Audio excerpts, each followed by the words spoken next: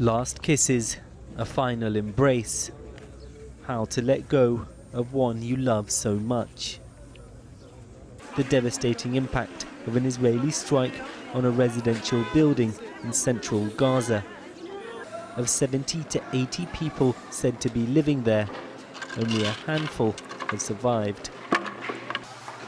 Israel insists it's only targeting Hamas, but just look at the level of destruction in one of the most densely populated places in the world. A fire built has hit the area a few days ago, and it killed over 30 people, and there are still people under the rubble. We first met 13-year-old Abdullah in Khan Younis last month.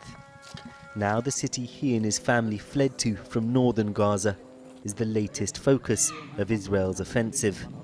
Absolutely.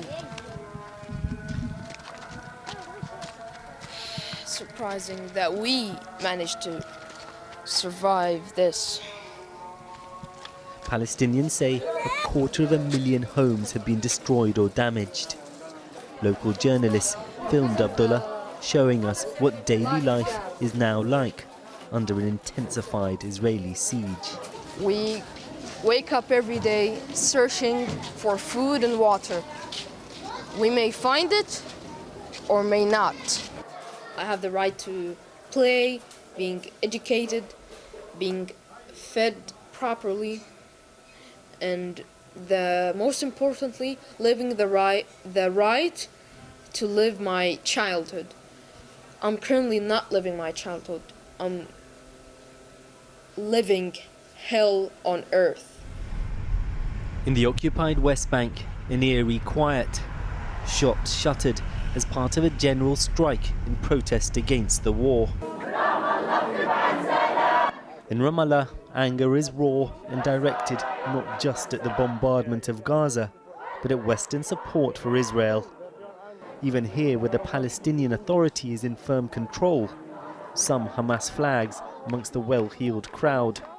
More than 200 Palestinians have been killed here since the war began. Do you think that what we're seeing in Gaza is going to push more people towards believing in armed struggle as opposed to non-violent struggle?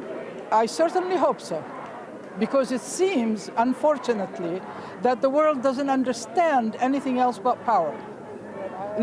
This is very unfortunate, and I am not one for loss of life of any kind. However, if this injustice continues, and for reasons that are obvious and reasons that aren't, yes, this would happen.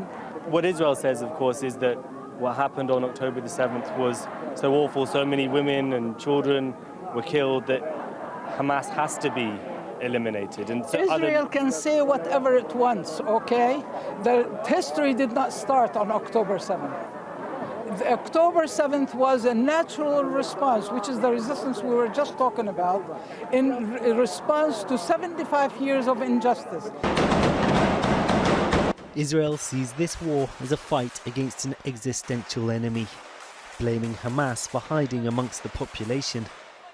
The military says it's killed multiple senior commanders. But the war is pushing Gazans into ever smaller patches of territory. Many are fleeing here to Rafah, just across the border from Egypt. Abdullah and his extended family in Khan Younis know they may soon have to join them. Where will we go? That's the question. Will we go to schools, or will we make a shelter camp? Where will we go to?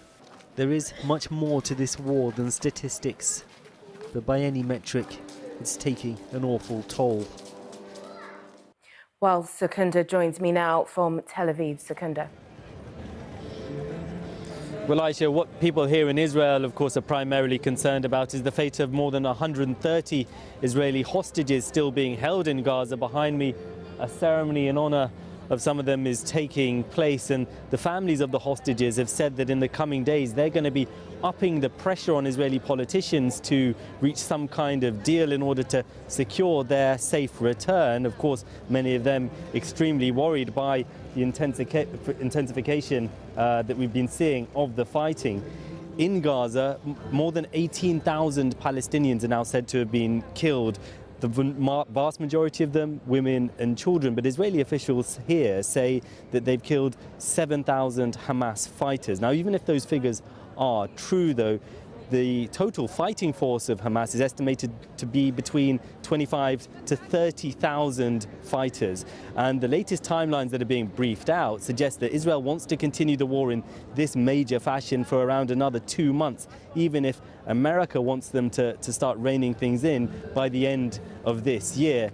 International pressure on Israel is ramping up. Tomorrow, the UN General Assembly is likely to vote in favor of a non-binding draft resolution calling for an immediate humanitarian ceasefire. A number of European leaders are pressing for the European Union to make a call for a ceasefire too. But what really matters, I think, to Israel is the stance that the United States takes. Secunda Kamani in Tel Aviv, thank you very much. Thank you.